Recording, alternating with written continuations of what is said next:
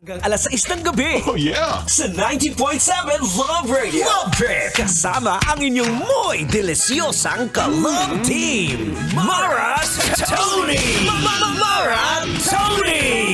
Ikaw, anong trip mo?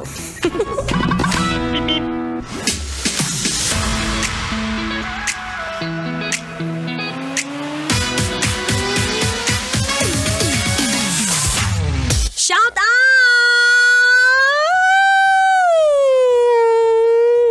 Iba talaga pag kupletong tulog ni Maratoni. Napakataas ang enerhiya. Shout out sa'yo na hanggang ngayon, gastador pa rin. Na hanggang ngayon, akala mo, yung pagkita mo ng sahod mo, daig pa ang anak ng presidente. May kilala ka bang ganyan? Yung kumakagastos 1 to sawa, sabi window shopping lang. Sabi pupunta lang sa mall, magkakapi lang. Wow, pag uwi, may ilang paper bag ng wow, Uniqlo. It's a happy, anong date ngayon? Friday. It's a happy Friday, kabisyo. Yes, I'm back. Ako pa rin to, ang babaeng takbo ng takbo. Sa isip mo. Your daldalerang atleta, DJ Mara Tony, para sa programang Love Trip. Yo, pakinggan nyo to. Trip lang.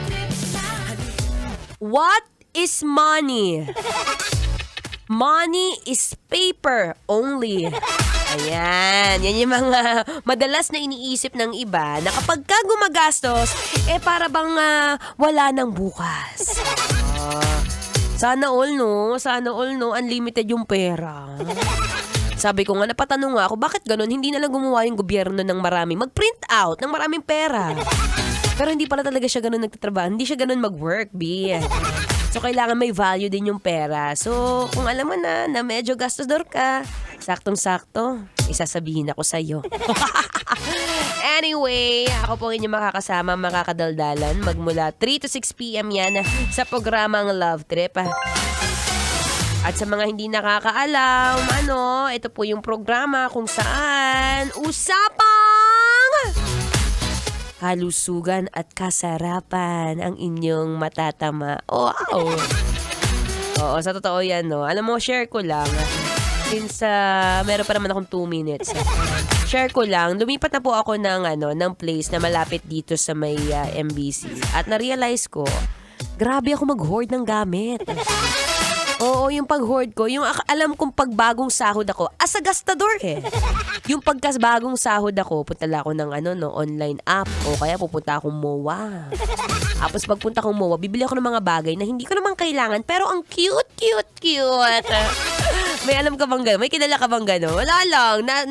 Lumabas lang sa algorithm ng social media mo. Tapos, wow! Very cute! I like this! Pero hindi mo naman kailangan.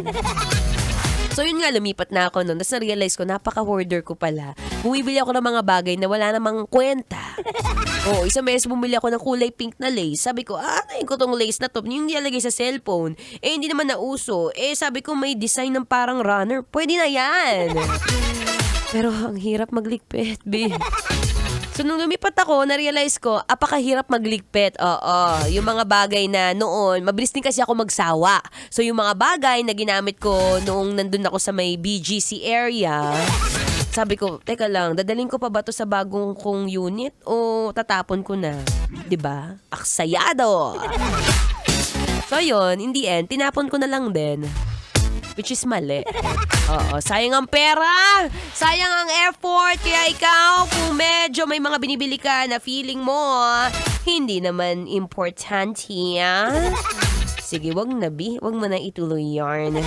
Pero mamaya pag-usapan natin yan pag-usapan natin kung ikaw ba yung klase ng tao na trip mong mag-hoard o mas trip mong maging minimalist. Wow, minimalist for 2026. Oo, maganda yan. Para kunwari, Japanese style, diba? Gusto natin yung mga Japanese blurred. Ay, hindi yun. Siya ako po'y magbabalik maya-maya lamang. Kaya naman, tutok ka lang ha. Mag-relax tayo ngayong hapon. Uminom ka ng mainit na kape. Kung ayaw mo na mainitan, ice coffee. Ako po'y magbabalik maya-maya lamang. But for now, makinig muna ng Feel Good Music. Ngayong Feel Good Friday! Dito pa rin sa 90.7 Love Radio. Kailangan pa bang i-memorize yan? Basic.